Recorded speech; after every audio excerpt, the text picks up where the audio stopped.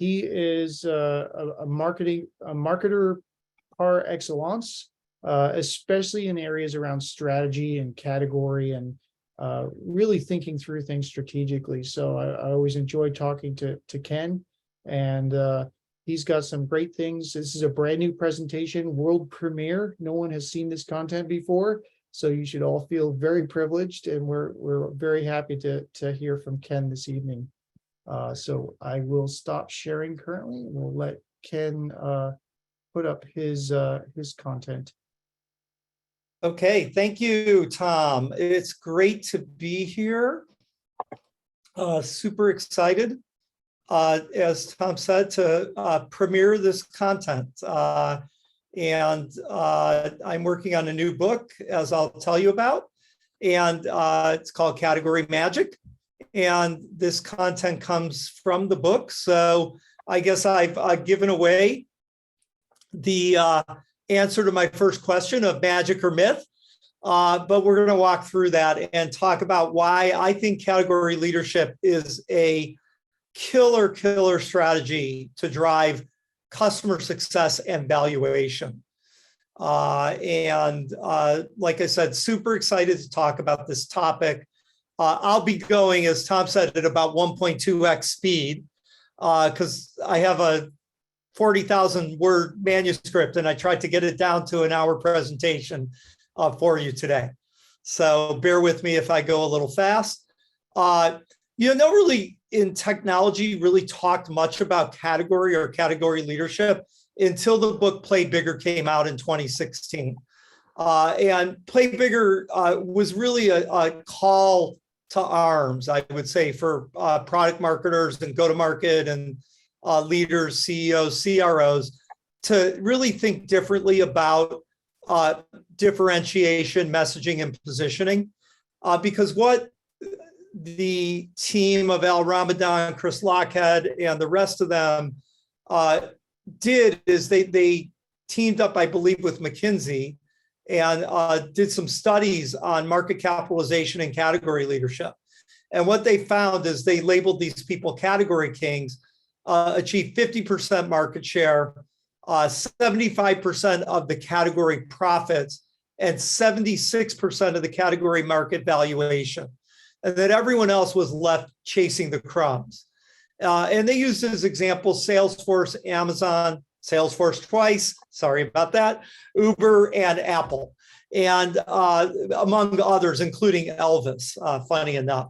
It's a good book. Like I said, it was really a call to arms, but what it didn't really do, in my mind, as well, is really help startups answer the question, is this for me? And if it is, how do I do it? And so that's what we're going to explore today. I mean, this is mythical, right? Salesforce, Amazon, Apple, Uber, these are mythical companies. So we should just go do it, right? But I think a lot of us, especially the ones, hey, Tom, there's a few people in the waiting room. If someone wants to let them in, I'm getting the message. So especially the one, us who are in startups, you really have to answer the question, well, we're just a startup, right? We're in this little garage in, anyone know, Palo Alto, the HP garage there. Isn't category leadership really for, isn't it just too hard? Isn't it too expensive? Isn't it just for the big guys with lots of money, resources, and times? Isn't it too late for me? Aren't there already competitors in my category? So why would I pursue that strategy? And I think mostly, and this doesn't get stated a lot, but I think people view it as an outcome versus an intention, right? So if this is an outcome, if you do good, you become a category leader, right? Well, I'd argue there's an intentional way to go about that, and that's what we're going to talk about today. Before I introduce and tell you a little bit more about myself, I wanted to just ask one question of the audience. And this is our first poll. We're going to do a few polls to keep this interactive.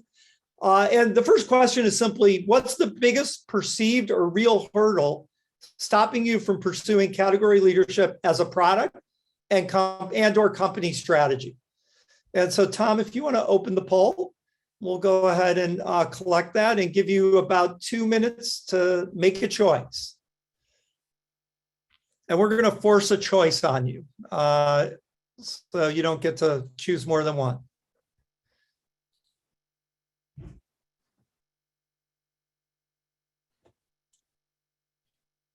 And Tom, are they able to just answer the first question, or? I'm sorry, you're muted, Tom. Well, that always helps. So we got one answer in already. So they should see a pop-up window somewhere on their device that with the question. Okay. And they should be able to click the button next to the answer that they want. Okay, great. Give them a little bit of time here. We've got answers starting to pop in here.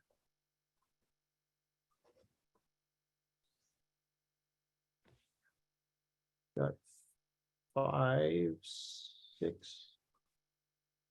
So people have gone ahead and answered question 2 also, it looks like. So I'm only showing the one. They must have. okay, yeah, I'm seeing answers. Okay. You are right. That's okay. All right. So the answers I see are cost, difficulty, our current positioning, executive pushback, and no customer demand, budget line item, or search volume. So we have a mix of those answers. These are the things that I hear from the marketplace when I ask this question of people. And we're going to walk through some of this and talk about that as we go. But what I would say is, I don't think that when you answer these questions, like it's too expensive or too costly, I'd say compared to what, right? Is that compared to building a great product or building a great company or capturing demand in an existing category?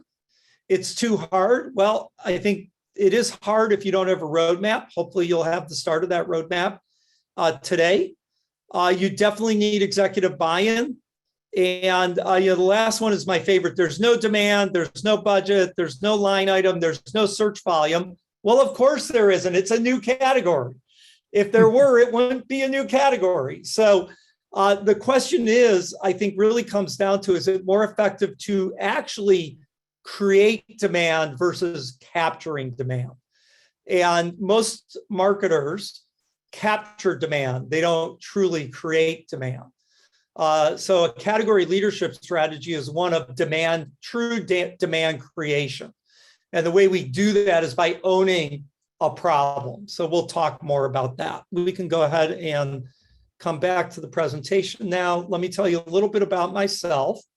So I'm a go-to-market consultant, mentor, speaker, and advisor. I also do some work in product management, coaching, speaking, and advising there. I'm the author of the 2017 book called Launching to Leading, which you can get on Amazon or any other place. It's in ebook and hard copy as well as audio. If you like Audible, it's there too. I also have a LinkedIn learning course called B2B Fundamentals Messaging. And then my new book, which will come out this year, is called Category Magic, the Startup Guide to Discovering, Delivering, and Dominating Your billion-dollar category. And that's what most of the content you'll see today comes from. Before I started my 14 years in my consulting practice, I had a 20-plus year career in sales, marketing, and engineering with IBM, Intel, Netscape, where I ran channel and sales, channel marketing. At Netscape, Collation, which was acquired by IBM, Secure Computing, which was acquired by McAfee. In my 14 years, never thought I'd say that, in my consulting practice, I've helped create and enable category leaders, including FireEye, who was over $7 billion market cap. They've gone through a lot of corporate changes, and actually I don't think exist anymore as a standalone company, but a success story nonetheless. Jumio, who is the leader in the identity verification space and a unicorn. Lean Data, another leader in revenue optimization and revenue management software, lead and revenue management software. Exonius, who with my help, created the category of cybersecurity asset management. ForgeRock, which went public based on their positioning in the identity management space. Propel PLM, who's the leading product success platform in the market now, and many others. So those are just a few of the ones that I've helped with their category and narrative strategy. So that's a little bit about me. One of the things I did was to take a look at whether it's really worth being a category leader. And I just started looking at some of the category leaders that I admire. This one is Sneak in the software security space. They lead a category called SAST. Only in security do you have all these four-letter acronyms coming out of nowhere. I think they're SAST. And you see their valuation. What you see here is their pre-round valuation. Each dot on the curve is a funding round. So you can read the seed, A, B, C, D, E, F. They've actually done seven rounds of funding, I believe. And you can see they went from 0 to 35 million.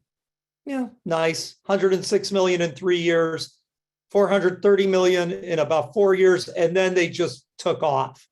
$1 billion, 2.5 billion, 8 billion. Now you might say, well, that's just one. Let's take a look at another. Wait, did I switch the slide? Yes, I did. Doesn't really look like I did, right? This is Gong. Gong is the leader in revenue intelligence. And again, they have one less round in here, but you see a very similar trajectory. 4 years to $1 billion plus, 5 years to 7 billion. So I call this the category magic curve. And it's like magic. Valuation goes exponentially in a 5 to 6 year time frame. And if you just look at and I've had a few questions. Well, it's a different market now. And these valuations won't be the same. So that's why I plotted this as a relative pre-round valuation, because I believe that this curve will stay the same.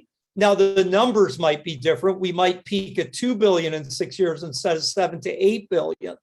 But I believe this is fundamental to category leadership, is having this accelerated valuation. So I'm going to talk a little bit about this magic and hopefully demystify the magic.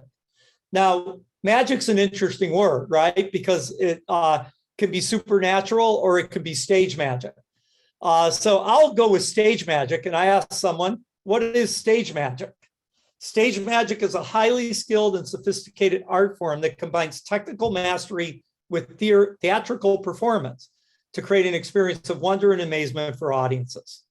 You know you're being fooled, right? So that's what it is. And by the way, my friend who I asked was this guy named ChatGPT. Okay. So that's magic. And I think that's a really instructive way to think about this, because in some ways we're doing the same thing. Marketing is a performance. Technical mastery is possible in this category journey. But I went and I said, okay, what is then category magic? So I came up with the definition. This is me, not ChatGPT. By the way, ChatGPT might be one of the greatest category creators ever. Keep watching. So they've created this category and it's just exploding. And my prediction is that the play bigger numbers will hold true on this, and they'll get 70 to 80% of the market capitalization across that AI category that they're in. So anyways, what is category magic? Category magic is a highly skilled and sophisticated marketing form that combines customer problem and empathy with innovation to create a compelling narrative and value platform that gets the attention and captures the business of buying audiences. So I think the two things I would focus on here, especially in the context of being product managers, who should understand customer problems better than anyone else in the organization? Product managers. Who should have empathy with the customer? Product managers. Who drives the innovation into the product with the engineering team? Product managers. So in some ways, although category strategy is typically owned by marketing, product management can really make this happen. You can be really a key contributor to the process and the ideas that go into category creation. So, got to have one Beatles reference in every presentation. Category leadership is a magical journey. This isn't just magic, it's actually a journey. You go from thinking I want to do this all the way to dominating your category. We're going to talk about that journey. But before I do that, I want to reopen the poll. And if you go to question 2, I'd love to know from the audience where you all are in your category journeys. So if you haven't answered question 2 yet, why don't you take another 30 seconds or so, and we'll go ahead and answer that question. Almost there. Is the poll close for good now, Tom, then, or? I can reopen it here. Just give me a moment. Okay. Actually, that's the results. Let me reopen. Do a relaunch. Well, you know, I've got 11 answers, which is more than the same we had on the first one. So, oh, now those 11 answers disappeared. So you're going to have to re-answer that question, please.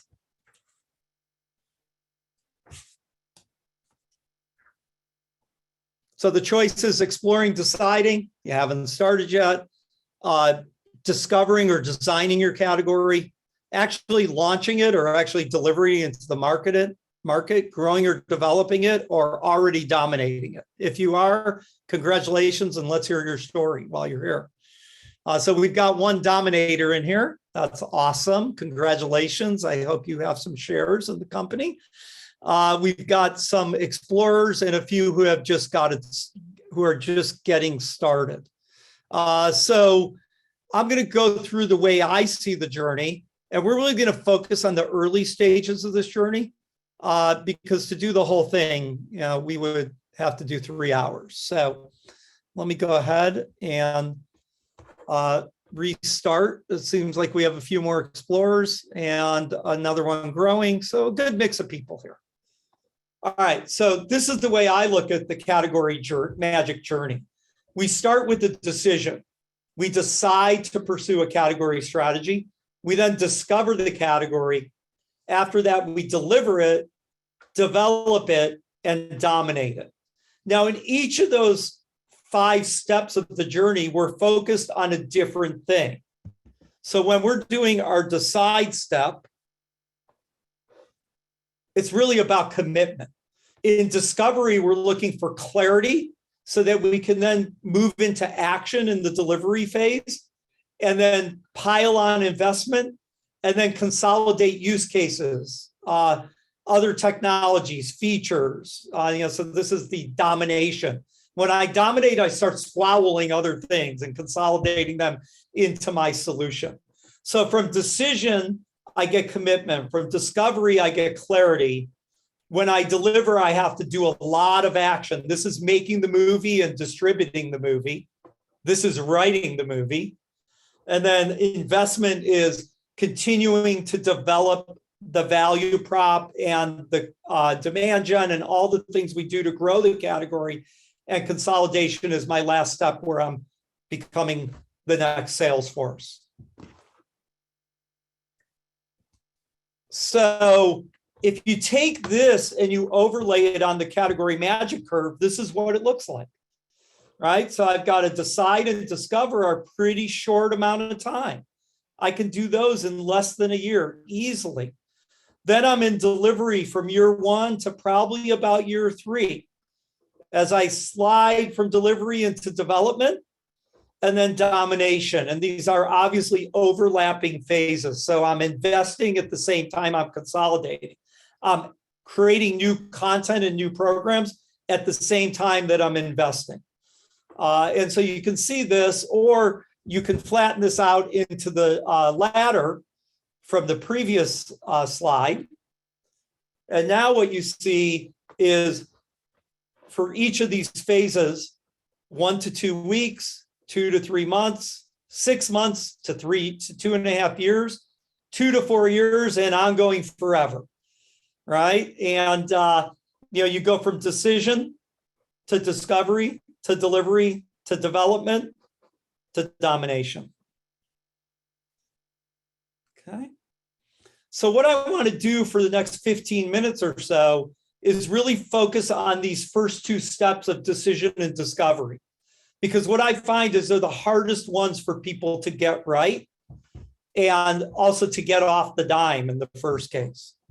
Even though they're the shortest, they're the foundation of everything that comes after that. So how do you decide if category strategy is right for you? Well, I think if you can answer yes to these three questions, then category leadership is a strategy you may consider seriously to pursue. The first one is, do you believe you solve a problem that's important, strategic, and transformative for a significant market segment? Now, what does that mean? It's important, it's meaningful to the results of the organization. It's strategic, it aligns with one of the strategic things they need to accomplish, and it's transformative. It changes the business outcomes in a way they can't change them without the category. A significant market segment is significant. Where are you and what's your goal? If your goal is to get to $100 million in ARR, if you're a SaaS provider, then I'd say you probably want to make sure there's a market that can support $200 million. Now, it's not going to be an existing market, right? You're not going to go out and Google your new category name and say, how much does Forrester or IDC or Gartner say this category is worth? Because the answer is going to be zero. But what you have to do is say, how many people, who are the people who have that problem? And is there enough of them to build a new category around? So if you have yes to that answer, that question, the second one is, and you see these are beliefs, right? Because you have to believe. If you don't believe, no one else will. And you be the organization. We'll talk about the buy-in you need for this too. Do you believe that you have significant innovation, whether that's technology, business model, or approach, that allows you to solve this problem significantly better or more completely than the approaches that customers use today? So when I choose a problem, I want to choose a problem that I can solve and only I can solve in a different and more meaningful way. I'm big into being different. I think we might have said this before the event started. It's better to be different than it is to be better, right? So be different, be unique, and be unique for that market segment. So do you believe you have innovation that matters? Do you believe you solve a problem that matters? And then lastly, do you have the empathy and understanding of the customer and their world that's necessary to translate those first two things, the problem and your innovation and solution, to language that the customer can relate to and understand? This is a place where technical founders often fall down, because what happens is they can explain it to people who are exactly like them. Those are usually the first 20 to 30 buyers, right? Once I want to get the 100th buyer or the 101st buyer or the 25th buyer, I've got to now talk differently because I've run out of people that look like me. And so you need to understand that customer and have empathy for their world, because their world is what matters. You are not the hero in this story, the customer is. Okay. So if you can answer yes to all three of these, if you can answer yes to the first two, you can get the third. I think if you can't answer yes to one or two, then maybe category strategy isn't right for you. And if you're at a startup, very few startups will get funded that can't say yes to at least the first two of these. Right? It's not asked like this, but it's implicit in what investors are looking for. Now, the other decision you could make is be part of an existing category. Seems easier. I know what Google words to search on. I know there's budget for some people. So should you do that? Well, I don't think so. Here's what's going to happen.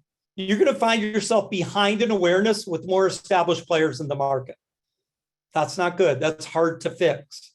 Secondly, the buyers will frame the problem solution in a way that advantages the established providers because they're out there educating, right? They're saying to be a category X, this is what you need. This is exactly what they should be doing.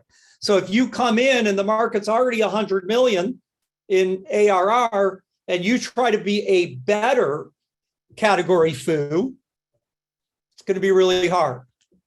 Okay.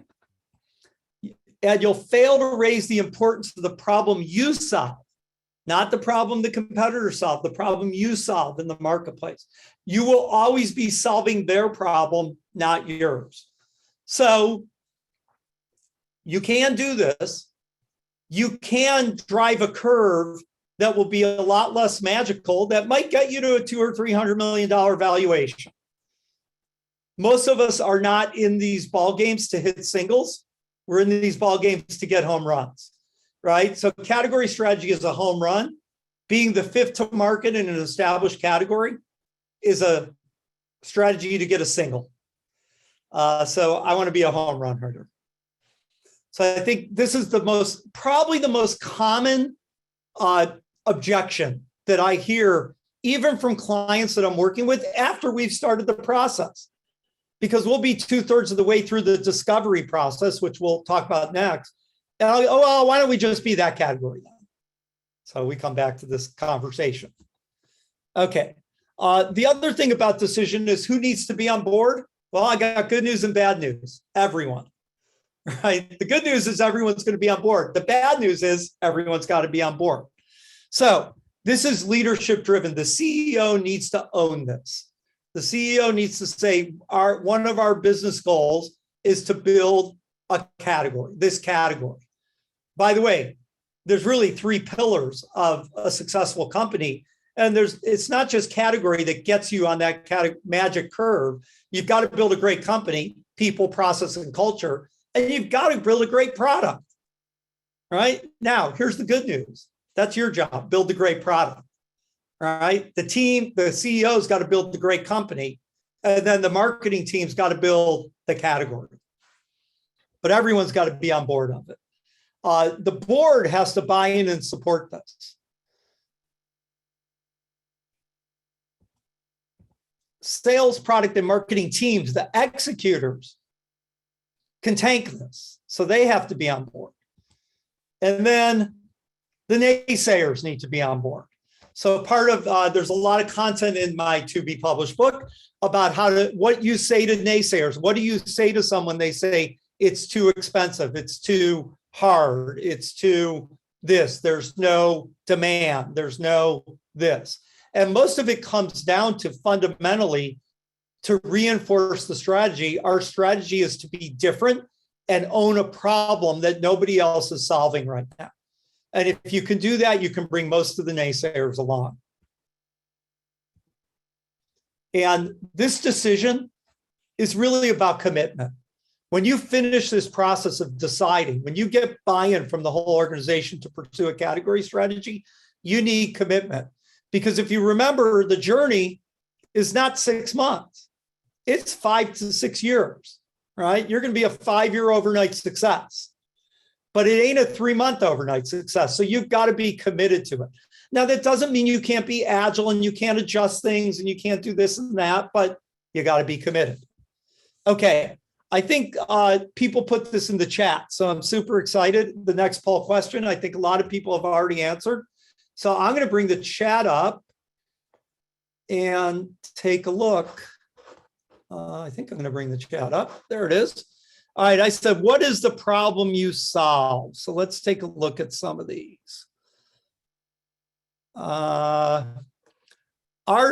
Okay, so I'm not gonna share this. I'm just gonna read some of, because I want to keep these anonymous. Our solution is adaptable. Okay, I think that was a typo. Is adaptable. Company X is now joining with Company Y to make Company Z. Is the problem we solve. The outline was a refinement of existing category. We can talk about that, called mobile computing. And anyone else have any chats of their problem? Anyone else want to put the problem? Our solution is a blank. into the chat window. Okay. This is a really hard question, right? This is a trick question because most people can't. They either say, well, it's a this, this, and this, and it's a that, or it could be a this or that, or it does these three things. But to just be able to crisply say, our solution is a Palo Alto Networks next generation firewall. Our solution is Jumio, an identity verification solution. When you can say that, it creates clarity and it creates focus. And the discovery process is really about clarity.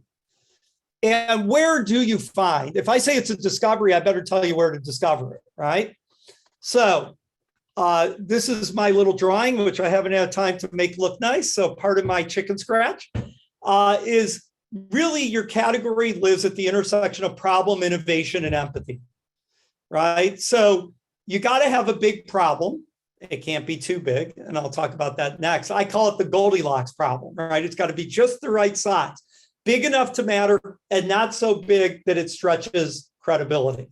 You've got to have innovation. That can be product innovation, that can be business model innovation, it can be go-to-market innovation, and most of all, you've got to have empathy. And when you have empathy, I love anytime I have a three-circle Venn diagram, I insist to label, because I already told you the center is category, right? The category lives there. But the really interesting things actually happen at these other intersections. So between empathy and the big problem, that's where your insight comes from, right? I talk to my customers and they have this big problem. And because I really understood them, and yet I'm standing outside of their day-to-day life with empathy, I'm able to have an insight that maybe they don't have. That insight inspires me. It creates inspiration because I know I have these technical innovations and I have this empathy. So, wow, if I took that insight, what if I could do this? And then I get to invent the category. Between my innovation and solving that problem, that's where the category lives. So if you pull one of these out, you can see if you pull empathy out, all you have is an invention, but the invention is lacking any insight or inspiration. If you pull innovation out, you might have great insight, but nothing to do with it. You haven't done anything with it. And if you pull the problem out, you might have inspiration and insight, but nobody's going to care about it. So really finding that category is the discovery process. And this is another place where I think product managers are super well positioned to understand and help with this, because what do we do as product managers? We do discovery all the time. This is another discovery process, right? It's a different discovery process, but it's still a discovery process, okay? So I want to really focus on problem for a minute, because there's 5 steps to category discovery. The first one is defining the Goldilocks big problem you solve and writing a powerful problem statement. This is the hardest thing I do with my clients, because there's 2 things. One, I've got to get the problem size just right. If it's too small, I help you sort data from your alerts in the security space, then nobody's really going to care about it. If it's too big, and I love the story of FireEye here, when they bought Mandiant, they went from modern malware protection, and I apologize to the FireEye people who are in the room, but they went from modern malware protection to reinventing security. That was a too big, ginormous P. So you can have a too little of a P, you can have too big of a ginormous P. What you really want is that just right, because your category success is going to really pivot on getting that just right, that big P problem that you can still have credibility to solve. And there's a really simple formula to writing a problem statement for someone who can't do something or needs to do something different. Now, when I ask my clients, when I workshop this with clients, the first thing I do is I send a survey to all the workshop participants. And one of the questions I ask them is, literally says, at the highest level, what is the 2 or 3 big problems you solve for customers? And I like to joke with my clients and tell them all they got a C- when I look at those answers. They really barely got a D in most cases, because what I get is features, capabilities, and benefits, right? So my glasses have trifocal lenses. That's not a problem statement. My glasses make me look better. Maybe. That's not a problem statement either. A problem statement is I can't see. I am nearsighted, farsighted, and in between sighted, and I need a way to see. That's a problem statement for older men or older people in general who started with nearsightedness and now are getting farsighted from aging eyes. And they want to look good, right? They don't want the big ugly things. So I've got the progressive lenses, right? But you see the difference between a benefit statement, a problem statement, and a capability or a feature statement. And people have a really hard time articulating a problem statement. I really don't know why, because it seems so fundamentally important to me. Anyone want to give it a try? I promise I'll give you at least a B. Anyone? Problem statement for your category. Who's the category dominator? I want to hear from them. I put that one down. That was all right, Jim, let's hear it. Oh, the problem we solved was you've got a laboratory full of equipment from different vendors and don't have a way to pull all this stuff together. We can give you one software package that drives all the instruments and brings all the data together in one package. So now you got freedom to choosing instruments you want, and you can get this all under control. Okay, so I'll give you a B-, because what I want to hear, right? Yeah, that's okay. I thank you for volunteering, by the way, because what I want to hear is for something that, like, for lab managers doing drug, and I'll make it up, so it won't be right? Yeah. But for lab managers doing drug development in biologics who can't do the next step of discovery because their data is too distributed across multiple machines, right? You see the difference in tone of that? Yeah. Right. So it's not about what we do, it's about what they want to do. That's what a true problem statement is. Okay. And so this is really hard. And we spent a lot of time on this. Not untypical to spend 2 to 2.5 hours with a team of 5 to 10 people to get to a problem statement that we think we could build a straw man category strategy on. Anyone else want to give it a try? Raise your hand. Anyone? Jim's the only courageous one here. I wasn't that hard on him, was I? All right. Well, if anyone wants to do that on their own, let me know. Let's see if someone something. Nope. Okay. For someone who doesn't know who is a bot or human doing business on the site is a problem statement. Yeah, I think it's really, and why does that matter? This is the Simon Sinek theory of problems, right? And why does that matter? Because they can't stop fraudulent transactions from happening. People who cannot stop bots from making fraudulent transactions happen, right? Because that not knowing whether it's a human or whose e-commerce site is slowed down because they can't determine who's a bot and who's a human effectively. So that's kind of getting closer. Thank you to the person who put that one in. All right, so that's step one. We're not going to go into details on the other 4 steps, but I want to walk you through them quickly. So first I define the problem and I write a problem statement. Then I harness my empathy to hone in on the biggest challenges and opportunities facing your customers as they try to solve the big P problem. Now, this is not about you and what you do. And the analogy I like to say is if I have asthma medicine, I want to talk about smoggy air.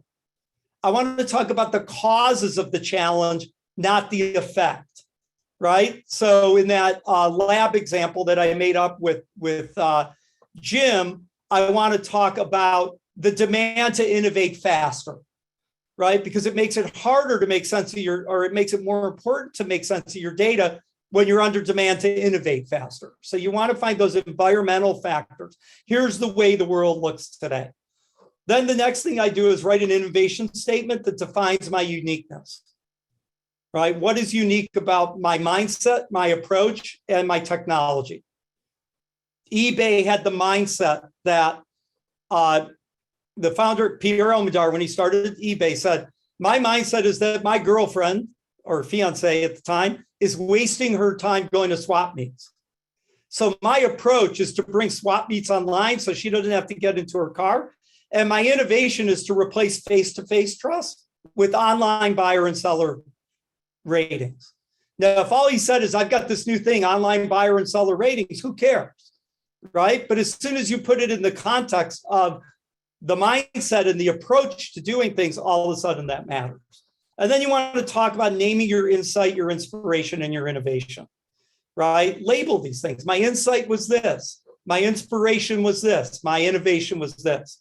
And then create your category meme. What do I mean by that? A meme in the academic sense is the way an idea spreads, right? I'm not talking about a dancing cat meme. I'm talking about now a meme in the academic sense.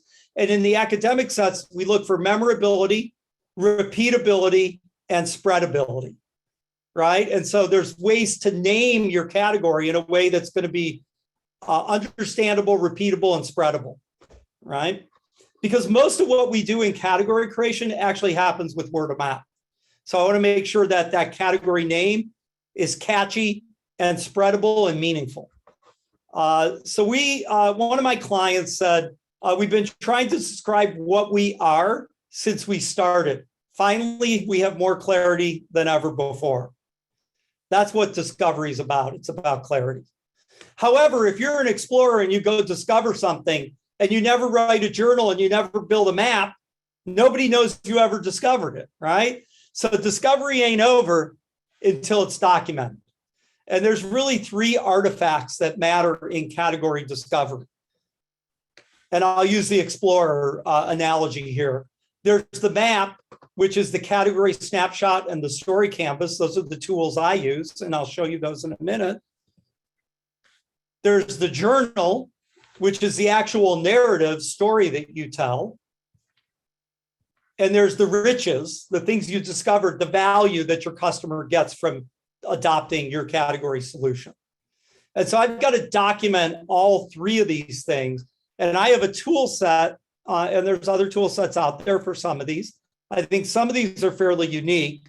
This is the category snapshot, where it talks about the category problem, the definition, what are the components of the category, what's the ecosystem the category lives in, what are the benefits or the value the customer gets from using the category, and what are the alternatives and the key differences I have. So at kenrutsky.com/category snapshot, this is totally free. I will send you a follow-up email, and I will ask for your email. You can download this, and it's got instructions of what to put in each of these boxes. And I'll show this at the end also. So if you don't get it down now, we'll get it back to you later. And then I also have what I call the B2B Viewpoint Story Canvas. And I don't want to go into details on this. A lot of this is in launching to leading. If you want to get into the story, and the story basically takes the problem statement and then says, today's reality is like this. If you try to solve the problem the way you expect to, you will have all these remaining pains and unrealized gains. If you had a different mindset, a different approach, and these innovations, you could have transformative buyer and organizational outcomes. And so I fill this template out, and then I'm able to write a narrative against it. And so this is what I call my viewpoint story canvas. So those are really the key artifacts out of discovery. Those are the 2 key artifacts out of discovery. And then I got to make the movie, distribute it, and grow it, right? And because of time, and we're almost, this is, I think, my last slide before we open up for questions and answers. I just want to talk very briefly about delivery, investment, and consolidation. So the metaphor I use is after you've completed discovery, you've got the script. Now you got to make the movie and you have to distribute the movie.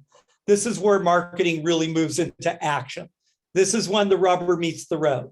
And by the way, if you get this 80% right and you do great delivery, you will do much better than worrying about the last 20% of this and doing crappy delivery, right? So, delivery is so critical. I can't overemphasize. And this is content marketing. It's demand gen. It's category content. It's PR. It's your entire marketing mix. It's how you show up in the market as this new category, right? And it's showing up with consistency. It's showing up with veracity, with facts to back up your story. It's showing up with belief, right? And if you have consistency, veracity, and ferocity, that's what makes great delivery. And then a lot of it's tactics, right? And execution. And then when I develop it, I've got success. Now I've got to think about how do I expand into new markets? How do I expand into new territories? How do I bring in new use cases? How do I develop more top of the funnel demand? How do I better enable the channel? So all those market development and activities that require investment. Now, remember, if you think of the curve, you're already in the, you're already successful here. You're already valuation of 300-400 million after you've delivered your new category, and now you're really investing and growing it. And then we move to domination. If you get to domination, let the next guy do it. You're already rich and retired. So good for you. So that's the journey. And I have a few slides after the Q&A, but I think, Tom, do you want to open it up to Q&A now?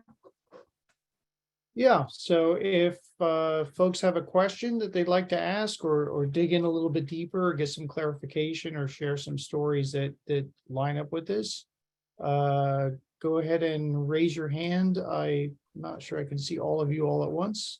Let me see if I can expand this a bit.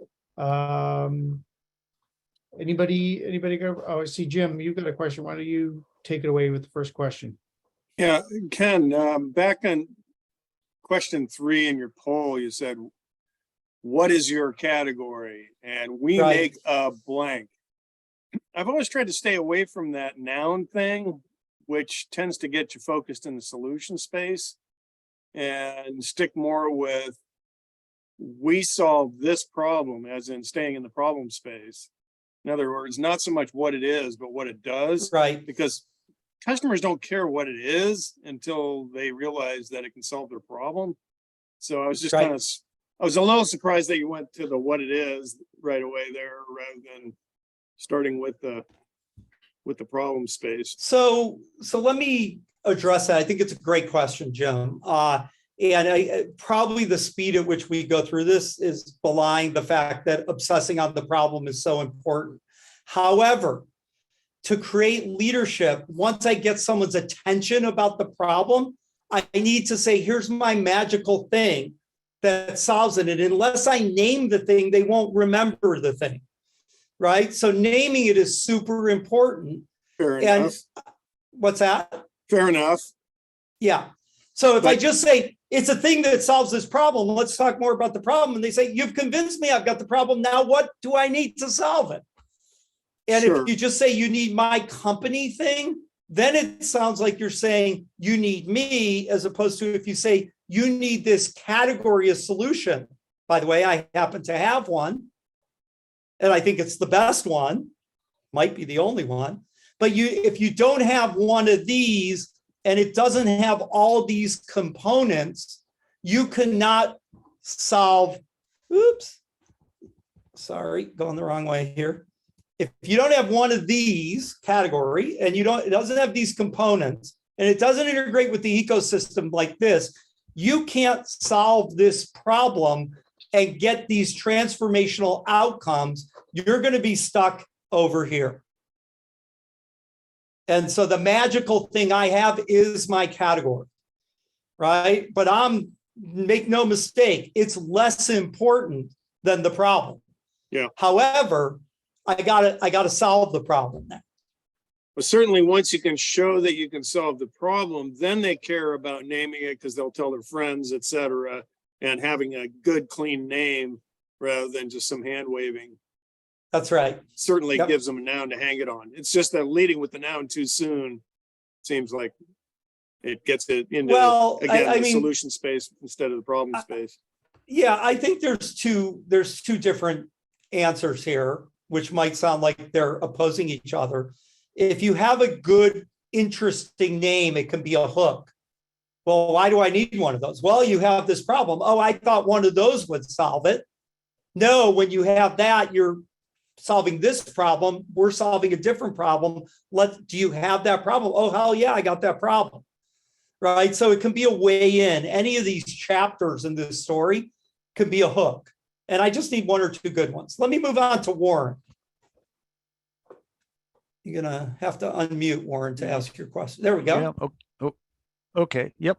So I'm curious. One of the things that people look for when determining if a category is real or imagined is, do analysts cover it? And is there an analyst assigned to the new category? And I just wondered, what are the metrics typically that an analyst firm like Gartner or IDC, what do they use to determine if a category is real and worth following? I love that question, Warren. Absolutely love that question, because when you start in this journey, they will not have an analyst assigned to your category. I guarantee it. And that should not stop you. They are trailing indicators of category emergence.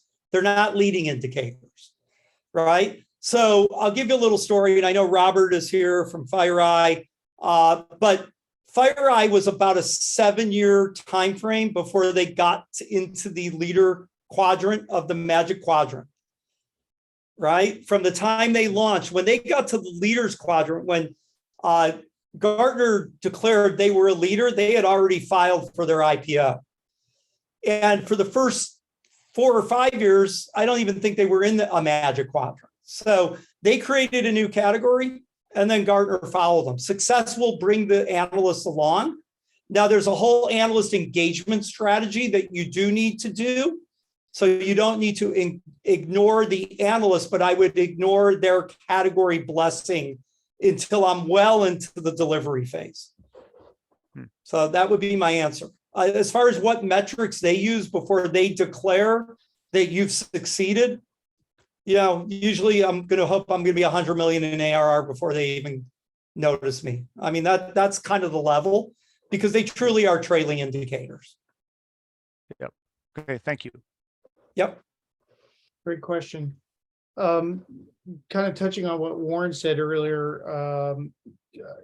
got me thinking a bit about when he said kind of the iPhone, for instance, was an offshoot of an existing category, which was around, mobile telephony. What, any implications or thoughts around when you're breaking off a new category? Yeah. From an existing category, and how does that change your approach? Yeah, categories, I think new categories kind of bubble out of existing categories, right? Now, it's always dangerous to me to use the iPhone or Salesforce as my prototype, right? And I think that's one of the challenges with the Play Bigger book. They take these ultra successful, ultra mega decacorns and say they're the model. So the iPhone is one of the most successful products ever. In my mind, it created a new category called a smartphone, right? And initially, the idea was don't carry around two things, your iPod, your MP3 player and your phone, when I could combine them. And everyone said, oh, no, that's not going to be very good because people want their BlackBerry, right? But then the brilliance of opening up the ecosystem and creating the smartphone and the idea of apps was really what created the new category in my mind. And whether that was accidental or deliberate, I wasn't behind the scenes there. And then it also doesn't hurt to have the scale to start with of a successful phone, like the successful music player, like the iPhone was. So they're starting with a leg up, right? As far as I think FireEye is another really good, interesting story. And they said, we're a next generation firewall. You don't need those old ones. And the guy who was saying it, Nir Zook, was the guy who actually designed the previous two leading ones. And so he had this credibility of as my 16-year-old would say, pardon the language, shitting on the previous products that he made. And so that's kind of an interesting strategy. But in general, you could say, look, I mean, Salesforce is another interesting example, right? Did they create CRM? No. Did they create SaaS CRM? Yes. Did they replace CRM? Yes. But what was the initial problem they sold? It was really Salesforce automation. It wasn't actually CRM. And so when they built this Salesforce automation product, which actually did replace CRM, it replaced Gold Rush and spreadsheets. And then they had success, and then they started adding these new features, which made it a CRM, right? That was their consolidation play and their investment play. So they were already pretty darn successful, just giving the Salesforce, giving sales management visibility into what they never had on these standalone client applications like Gold Rush. So, they're all stories and they're all slightly different, but they all follow the same pattern. So, unless we have one more quick question, I'll wrap up. I think Alok had a follow-on question. Okay. Hey, Alok, how are you? Are you muted, Alok? Oh, sorry, I was on mute. I typed There in he the is. question. Yeah, great hearing from you, Ken. What I wanted to ask is, some of the most examples you give in natural, it's very natural for startups to be disruptors, changing the status quo. Right. How would, and Tom addressed this a little bit, how would the approach be for existing companies to be disruptors? Naturally, most of them don't want to be, because they don't want to shake things up. They're making great money, perhaps even Right. some cash cows. But I wanted to know, what would be the difference for existing behemoths to create categories, considering if they want to, and is there different blueprints from what you've shown tonight for them? I think it's an interesting question. A couple examples just pop into my mind immediately. One from the Wayback Machine is Intel entering the microprocessor business, right? In other words, they were a memory chip company, and they just said, look, that business is under extreme pressure. We had this little success with this thing we called a microprocessor. Let's triple down on it. So it's, that's not disrupting themselves, but it was disrupting their business model. The other one, I've done some work with Atlassian, and they have an entire incubator business unit where we've used the same kind of framework to help them launch new products into the marketplace. Some of those fit within their existing products, like Jira Product Discovery, where they're trying to do consolidation within Jira to take on people like AHA and Product Board. Right. So they've been disrupted by a new category, and they're saying, no, wait a minute, we have this thing called Jira that should really own that function.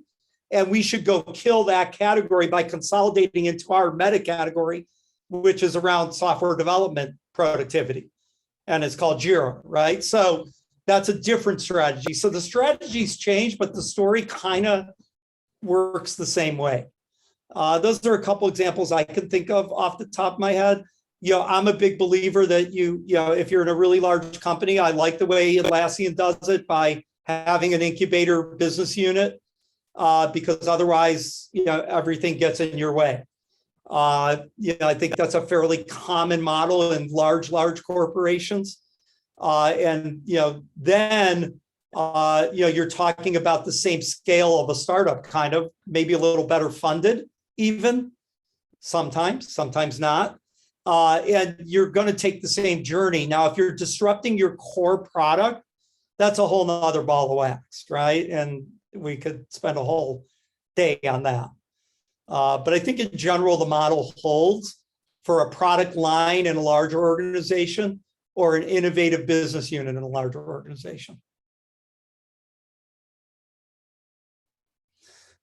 Very good. So should I finish up, Tom? Yeah, we're right at the top of the hour. Why don't you, you had some wrap-up statements, just to kind of tie things up at the end, and then we'll close out with a few notes of what's on the calendar. Yeah, so I mean, I'll just, again, talk about, you have 5 stages in this journey, and they're all about different things. And what's this worth to you, I think is really, about hopping on the category magic curve. What do you get? You establish market positioning and category leadership. You have a business acceleration, and we don't really spend a lot of time on this. This is some stuff that's in launching to leading, of 10x or more on pipeline quality and conversion and valuation. And then you also create this high test fuel for programs and scaling, right? Like your content marketing could run for a year off of the output of this project, right? Of creating these, this map, this snapshot, and this blueprint. So, if you want to get started or you want to explore a little bit, I do have a free download. It's called the Category Snapshot. You just go to my website, kenrutsky.com/category snapshot. If you want to have a conversation, there's also an inquiry button or a chat with me, schedule 30 minutes with me conversation. I'm happy to do that. And, if you download the tool, I'll give you a little bit and I'll send you a follow-up and give you a link to schedule a meeting if you want to chat about it. But like I said, this is totally free, no obligation, and is just there as part of my business. So I encourage you all to consider this and work with and talk to your marketing teams if you're on the product management side about what is, just ask the simple question, what is our category strategy?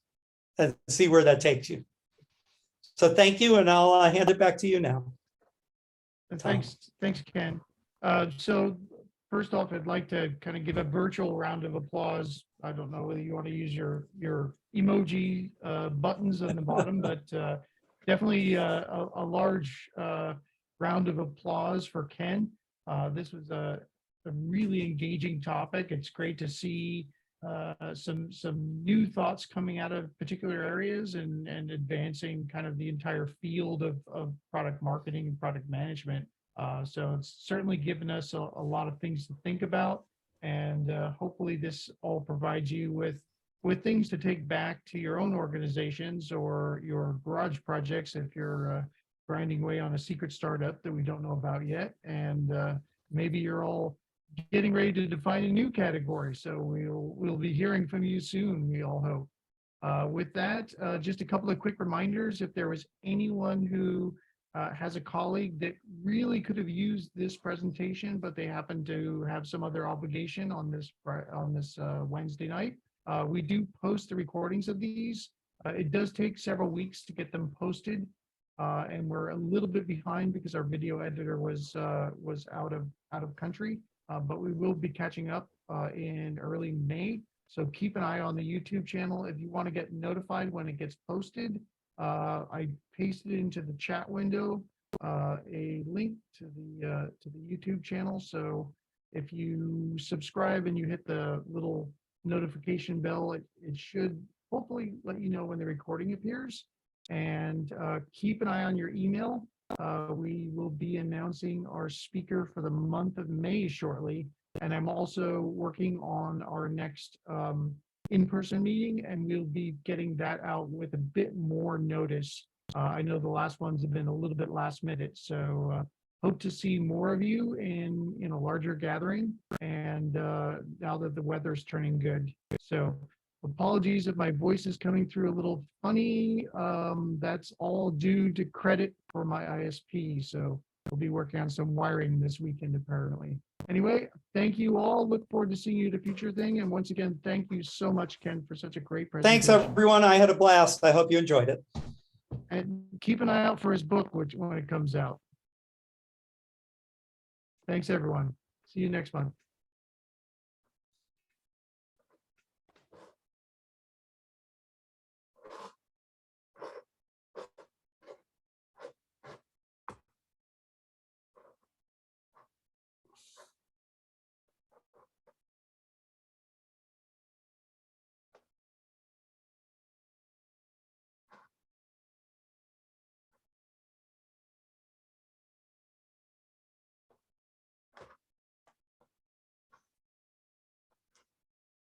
I put the non-us into the waiting room. I hope that's okay.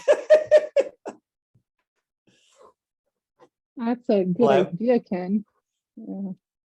I think they were maybe holding on for any last minute clips from you, but we're good to go. Oh, All right. oh, all I right, can let them back so- in. Oh, everyone's gone now. No. You're fine. All right, so I'm gonna go ahead and end the recording, and then Tom and Bresh will work on getting that process. So if you do end up having any updates to your PowerPoint presentation that you wanted to have it be different in the final, just let you know I them don't think know. so because it's the slides that I talked to. So yeah, I think it's don't great. think so. You did a great amount of mixing what you were focusing on and talking, like it very engaging, very engaging. Okay, good. It's hard in this format. I want to be on the stage moving around and yeah. Yes, agreed. Like as if you could, yeah, I totally get that. But you did the very best second thing that you could. And All right, good. it didn't feel like there was any difference.